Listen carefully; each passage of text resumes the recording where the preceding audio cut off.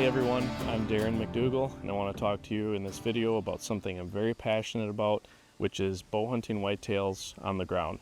Like many of you, I grew up in classic whitetail habitat with lots of timber, lots of agriculture, and that obviously lends itself toward tree stand hunting.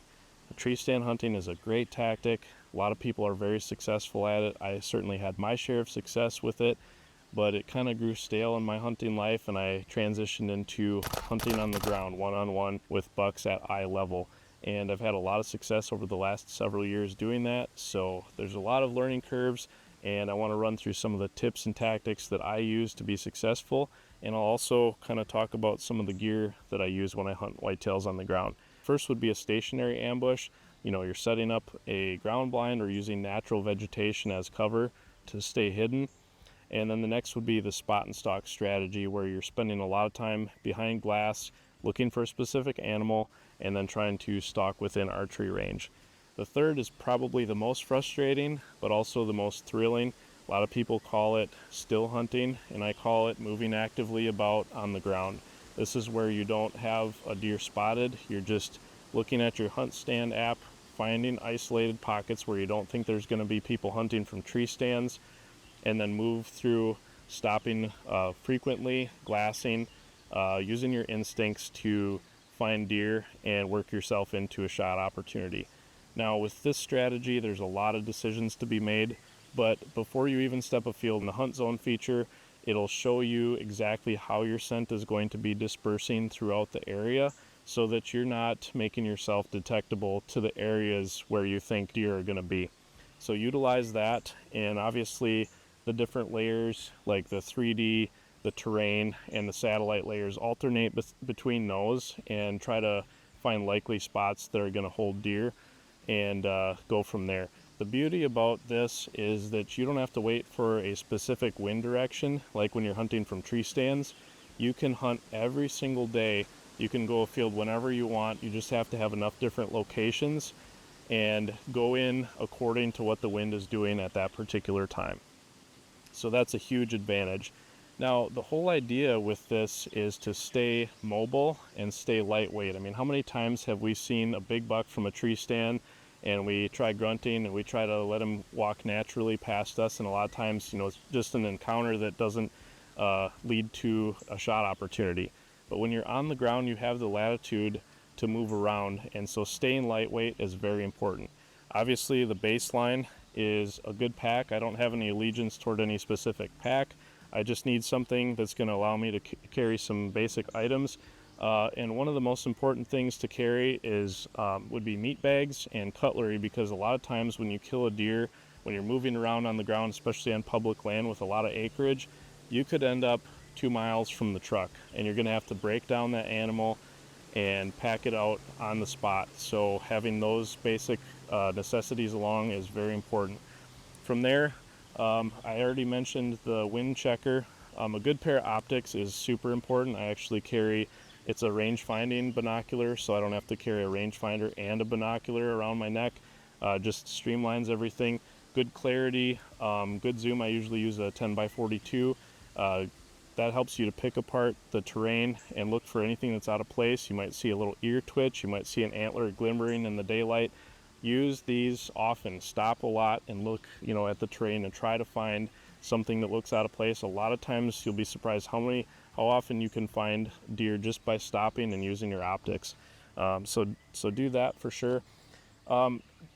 Before I kind of get into these next pieces, the thing to remember is that your aggressiveness needs to be tailored toward the specific time of the season that you're hunting.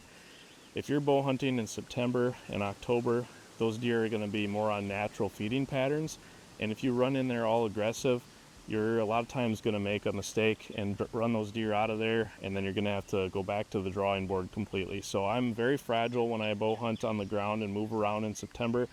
A lot of times I'll position myself somewhere between the bedding and feeding areas, and then give myself the latitude to move around and work into a position to get a shot.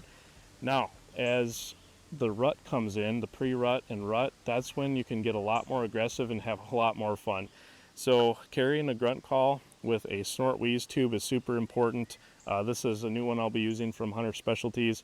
Also a rattle pack. Sometimes I carry real antlers depending on how I'm feeling for the particular day or how far I'm going to be walking in to the piece of public land. But when you're cold calling, get on the downwind side of some thickets or bedding cover and try to pull a buck out of there. And then as the rut progresses and you find a lot of bucks will lock down out in the wide open with a doe, they know that they're going to be able to address any other subordinate bucks that are trying to zoom in. They'll be able to see them ahead of time and run them off. And this is where a lightweight portable decoy, such as this bow mounted version, really comes into handy. You can stalk within 100 yards usually and present the decoy. If the buck is bedded and doesn't see you, you can give a few grunt calls or snort wheeze and get him to stand up and size you up. And a lot of times he'll come in bristled up and try to run you off, which puts him right in bow range. Now with a decoy like this, the thing to remember is safety, especially if you're on public land.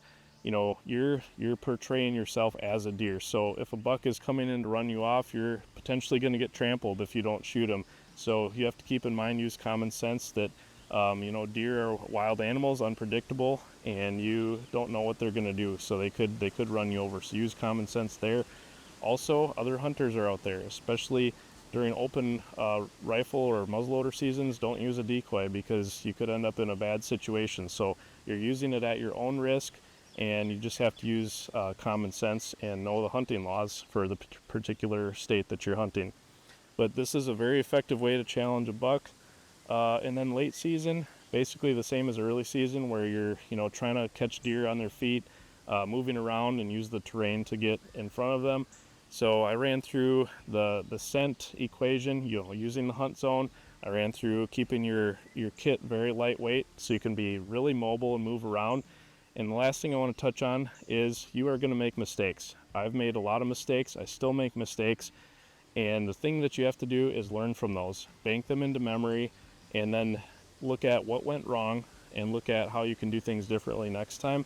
And what you'll find is you'll develop better instincts for making decisions, and you'll develop a better personal success rate with getting in bow range of whitetails.